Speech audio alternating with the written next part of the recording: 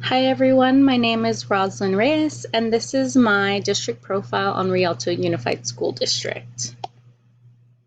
So a few things about um, Rialto. It has 29 schools. In 19 of the elementary schools, there are preschools, so that's why the numbers look off. But there's one solo preschool, and then within the 19 elementary schools, there are also preschools. 5 middle schools, one continuation school, one adult school, and 3 high schools. Just a few of them are Carter High, Eisenhower, Frisbee, which is where I am currently working at, and Rialto High, Kucera Middle School, and these are just a few of them. Overall, Rialto serves 25,994 students. This is 83% Hispanic, 11% Black, 4% white, and 2% others. This is a large district. 27% are English learners. 86.6% are socially economics disadvantaged. And school lunch for the year of 2017-18, 84.5 are free, are eligible for free and reduced pricing. When I spoke to the superintendent, they launched this year that every student will be receiving free and reduced lunch. So this is overall across the board in the entire district, which is huge for this district.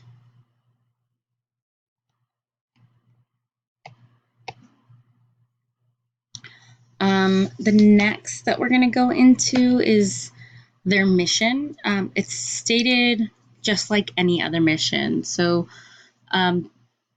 they would like to bridge that connects students to their aspiration for the future is to ensure each student achieves personal and career fulfillment within a global society through vital systems distinguished.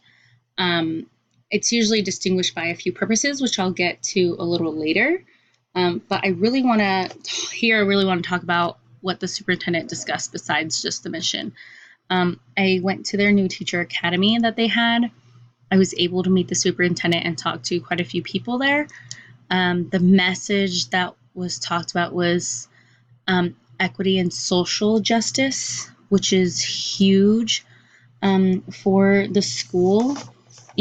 Making sure that every student is closing that achievement gaps and knowing that there's individual learners and, applying everything towards them. Also looking at data to target student achievement. This is that equity action team that they will have. And then there's also a shared governance that everyone shares in helping students. And they have a team that helps this. Another thing also while talking to him is to teach persistence within students, but also teach happy students.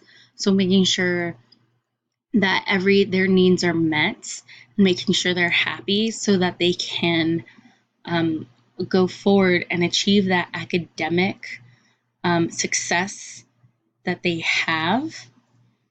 But one thing that he also shared, it's not just about academic success, it is about the student themselves and reaching a student achievement. Looking at funding, they get a lot of money. It is close to 300 million that they end up receiving. It's about 312 million. They end up spending 299 in instructions, people services, community services, plant services. They have a huge thing right now with every school having a meditation garden, and It's just in the works, and only a few schools have them right now. But because of the success in one schools, they're trying to build that into a lot of the other schools. Besides personnel and employee benefits, a lot of that goes into there too. But the funding is very much towards students and providing students with what they need by helping teachers receive all of the materials that they need. So a lot of their funding is going into the right places. I believe they're going into the right places. Their LCAP goals are achievement, conditions for learning, and engagement. So achievement, this is, like I said, this is achievement within the student themselves and the student as a whole, not just academically. This was huge in the outcome of, within talking and the superintendent's speech. It's about the student as a whole. Conditions for learning. So this is not only making sure that there's AC, making sure that students are able to go outside and learn if the teacher wants them to go outside and, have a lesson out there. Making sure that they have computers available, making sure that they have basically the materials, but also that they're safe. Safety was a big topic as well when he gave his speech. And engagement. So making sure students are engaged, lessons are engaging, helping the teachers with trainings to make the lessons engaging. So I'm going to go into a little bit of the purposes. So this actually kind of goes back with the mission statement. He talks about helping students appreciate universal diversity. So we have a heavy Hispanic diversity, but there's more to that. Making sure we are culturally involved with everyone, setting high expectations for student achievement. So using a PBI, they use PBIS within all the schools. So setting that PBIS that first day, setting those expectations within that first weeks and letting them know that they are expected to achieve. Safe and engaging learning environment, making sure traffic flow is good, making sure that students know where to go if they need to talk to someone, making sure teachers are trained to fulfill that engaged learning, effective family and community involvement. So a lot of what Rialto does is they have family programs, not only lunch, but also making sure that parents are involved from the elementary schools all the way to the high school, whether it be making sure they get English classes so that parents are understanding what is needed of them. And, with that, they also need to learn the language, but also providing things in another language for them if they need it. Making sure that they have online resources and they know that they can, if they need a computer or they need to sign up somewhere on the computer, they're able to do that. And lastly, learning opportunities beyond traditional settings. This was emphasized wholly within his speech. Letting them know that it's not just the four walls that they're in, and having opportunities that they can achieve besides, hey, let me go off to college. Let me try this trade school. Let me try something else, which is the first time I've heard that from a superintendent. And letting them have different opportunities besides that university track.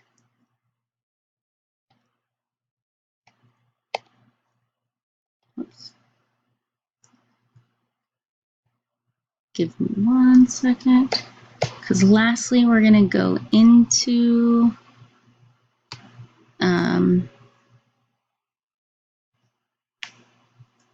the weaknesses and recommendations.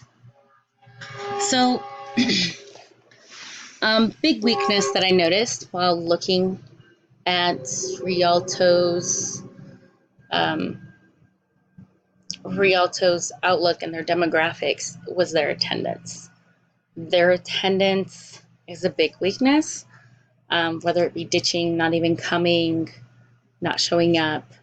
And for me, my recommendation would be using that PBIS. Outlooks Frisbee Middle School has like a vault. So, hey, let's make sure if everyone's on time for class, the entire class gets a point. Or, setting that positive affirmation and, having the kids be responsible within themselves. It's like, hey, let's go to class, we can get that point. Something like that. Making sure that they're accountable for their attendance. Technology was something that I noticed at the New Teacher Academy, was that a lot of teachers didn't know how to use some like Google Classroom, or they didn't know basics of technology like Remind or Kahoots, something of that sense. And Frisbee Middle School just got an Instagram and a Twitter. And a lot of the other schools are just starting to get Instagrams and Twitters so the parents can be involved. So I think that's a huge weakness and a big recommend, like something they are really trying to succeed and get, is that technology base so that they're connected with their students and their parents.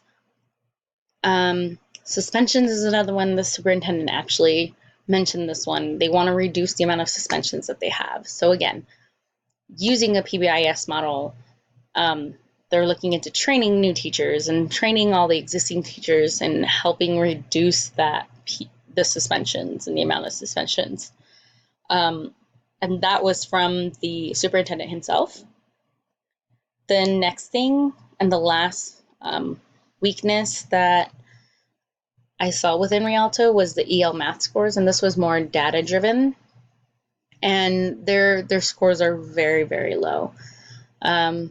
This is, involving intervention, after school tutoring to help them out with relating some of the math to what they know, or meeting them at their level and trying to rise them and bring them up. That I think will help if, let's meet you at this level for a few days, and then, hey, let's try what's going on now. Let's see how this is helping. And hopefully that will help bring up those math scores.